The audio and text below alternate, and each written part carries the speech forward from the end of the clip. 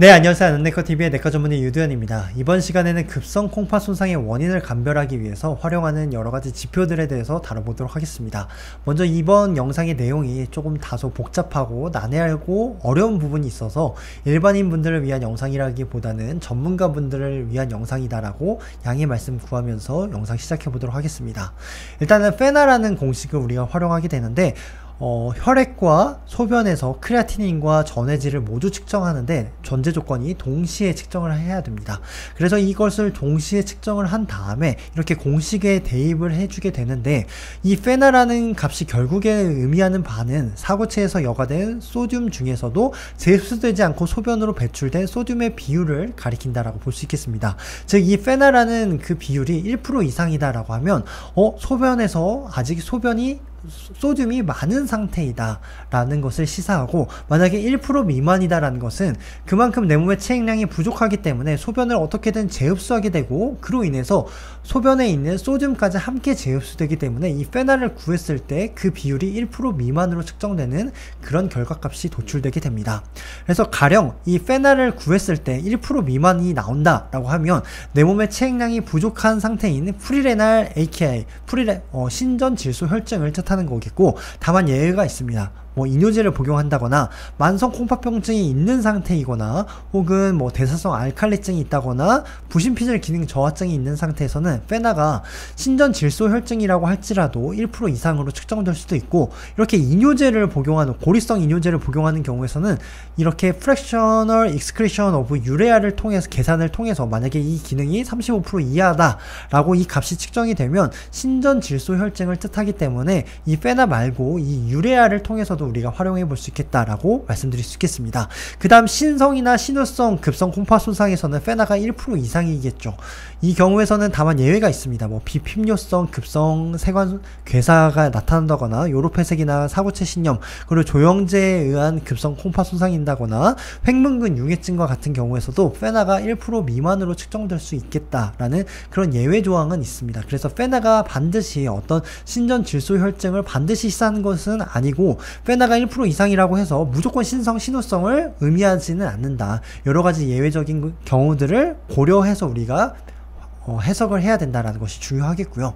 그렇기 때문에 여러가지 소변 검사에서 활용하는 지표들이 있습니다. 가령 요 비중을 활용해 볼 수 있겠는데, 예를 들어서 신전 급성 콩팥 손상, 내 몸의 체액량이 부족한 상태에서는 소변이 어떻게든 재흡수되기 때문에 소변의 비중이 올라갈 수 있겠죠. 그리고 요 삼투압도 신전 질소 혈증에서는 올라갈 수 있겠고, 또한 소변 나트륨만 소듐 농도만 측정을 했을 때는 재흡수되고 있기 때문에 이 유린 소듐 비율이 20 미만으로 측정될 수 있겠고요. 또 자주 활용하는 지표가 이렇게 요침사 검사를 활용해 보는데, 요침사 검사에서 이렇게 캐스트가 발견되면 실제로 지금 신장의 실질이 망가지고 있는 상태를 뜻하고, 그리고 대부분 정상으로 보일 경우에서는 신전 질소 혈증을 뜻한다라고 말씀드릴 수 있겠습니다. 하지만 이런 캐스트가 보이는 상황은 너무나 다양한 원인들에 의해서 나오기 때문에 이런 캐스트가 소변 검사에서 따로 이렇게 언급이 되고 있다라는 것은 신장 자체가 지금 어딘가 망가지고 있겠구나 라는 것을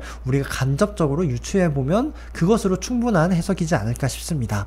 그래서 또 이런 검사 지표만으로는 우리가 신전 체액량이 부족한 상태인지, 아니면 신장이 실제로 망가지고 있는 건지, 아니면 신장 지나서의 길이 막히고 있는 신우성인지를 평가하기가 쉽지 않습니다. 이때 활용하는 게 바로 우리가 환자의 히스토리, 병력을 확인하고, 그리고 신체 검사를 통해서 확인할 수 있는데, 가령 신전 질소 혈증이라는 것은 최근에 설사를 했다거나 구토를 했다거나, 아니면 조영제 CT를 찍었다거나, 그리고 신체 검사에서는 만약에 체중이 실제로 몇 주 사이에 5kg 이상 감소를 했다거나, 그리고 기립성 저혈압의 어떤 이벤트가 있었다거나, 혹은 혀를 내밀었을 때 혀가 말라 있다거나 이런 것들을 통해서도 확인해 볼 수 있겠고요. 반면에 신우성 급성 콩팥 손상 같은 경우에서는 이런 과거에 자궁경부암 병력이 있다거나 요로결석을 진단받은 이력이 있다거나 이런 것들을 활용한 다음에, 그리고 전립선 비대소견이 있다거나 회음부의 종괴가 만져지는 그런 신체 검사 소견에서도 이런 것들을 가늠해 볼 수 있겠고요. 그리고 여러가지 약제들에 의해서 기저 질환에 의해서도 이런 신성 급성 콩팥 손상이 발생할 수 있다는 것은 지난 시간에 설명드렸습니다. 그래서 여러 가지 검사뿐만 아니라 이런 병력과 신체 검사를 통해서 이런 세 가지 원인들을 우리가 감별하는 것이 중요하다라고 말씀드릴 수 있겠습니다. 그렇다면 가장 많은 분유를 차지하고 있고 가장 중요한 감별 포인트가 바로 신전질소 혈증인데요. 그 이유는 신전질소 혈증이라면 72시간 이내에 수액만 공급하면 빠르게 그 기능이 회복될 수 있다라는 점에서 우리가 빨리 처치에 들어가고 어떤 환자의 예후를 가늠해 보는데 중요하다라고 볼 수 있겠죠. 그래서 볼륨이 충분한지 아닌지를 평가할 때는 일단은 혀를 저는 먼저 확인해 봅니다. 혀가 말라 있는지 아닌지를 먼저 확인해 보고 체중 변화가 있는지도 입원 환자라면 이런 것들을 평가하는 게 굉장히 중요하다고 볼 수 있겠죠.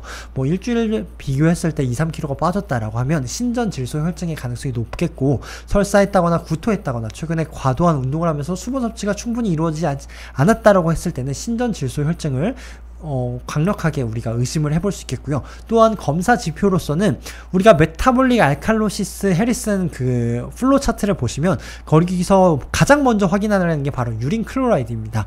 유린 소변에서 이 염소 농도가 떨어져 있는 경우에서는 사실 메타볼릭 알칼로시스가 동반되어 있다라는 전제 하에서는 소변량, 내 몸의 체액량이 부족해 있다라는 간접적인 지표로 활용해 볼 수 있겠고, 또한 소변에서 소듐 농도가 떨어져 있다거나 페날을 측정했을 때 1% 미만이다라고 했을 경우에서는 신전질소 혈증을 우리가 강력하게 의심을 해볼 수 있겠습니다. 또한 신후 급성 콩팥 손상을 의심하는 경우는 기저 질환 여부를 일단 확인해 봐야겠죠. 과거에 수술력이 있었는지, 그리고 전립선 비대증이 과거에 있었는지 없었는지, 그리고 자가 면역 질환에 의해서도 요 로가 막힐 수가 있기 때문에 뭐 루푸스 신염이라든지 이런 것들을 확인해 볼 필요가 있겠고요. 신장 초음파를 통해서 지난 시간에 언급드린 수신증 동반 여부를 확인해 볼 수 있겠고, 필요하다면 비조영제 CT를 통해서 콩팥이나 요로 주변에 막혀있는 곳이 있진 않은지 확인해보는 것도 필요하겠고, 페날을 구했을 때는 1% 이상으로 보통 나온다라고 말씀드릴 수 있겠습니다. 더불어서 우리가 단백뇨를 평가해볼 수가 있는데, 단백뇨가 만약에 1g 미만이다, UPCR을 통해서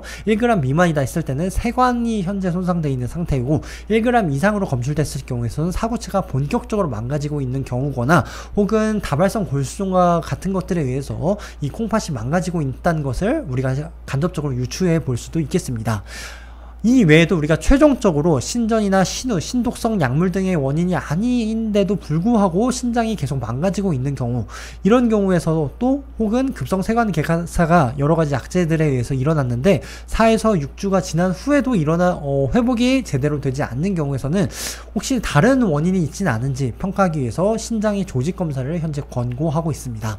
그래서 정리를 해보면 사실 신전질소혈증의 가장 흔한 원인은 이렇게 체액량이 부족해지는 상태이고, 여러가지 약제들의 이런 신전질소혈증을 직접적으로 유발하는 것은 아니지만, 이런 진통소염제나 이런 혈압약들이 체액량이 조금만 부족해도 신전질소혈증을 유발할 수 있다라고 알려져 있습니다. 그래서 이런 것들을 평가하기 위해서는 환자의 병력 청취도 중요하고 신체 검사도 중요하겠고, 여러가지 소변의 클로라이드 염소 농도나 소변 농도를 활용해서 그런 것들이 낮아져 있다면 우리가 신전질소혈증을 좀 더 시사할 수 있겠고, 그 다음에 포스트레날 신후성 급성 콩팥 손상을 시사하는 데 있어서는 병력 청취가 중요하겠고, 또한 우리가 비조영제 CT 같은 것들을 통해서 막혀있는 곳을 간접적으로 활용해 볼 수 있겠습니다. 그래서 이번 강의를 정리를 해보면, 일단 신전질소혈증을 확인하는 데 있어서 병력 청취와 신체 검사도 중요하고, 페나나 소변에서 염소 농도를 확인하는 것이 중요하기 때문에 반드시 소변에서 이런 콩팥 기능이 갑자기 안 좋아졌다라 하면 소변 전해질 검사와 소변 크레아티닌 검사를 함께 시행하는 것이 중요하겠고요.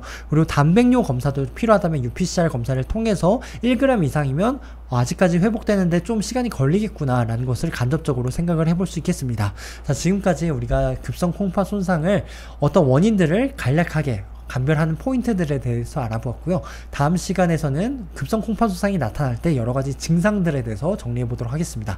지금까지 긴 영상 시청해 주셔서 감사합니다.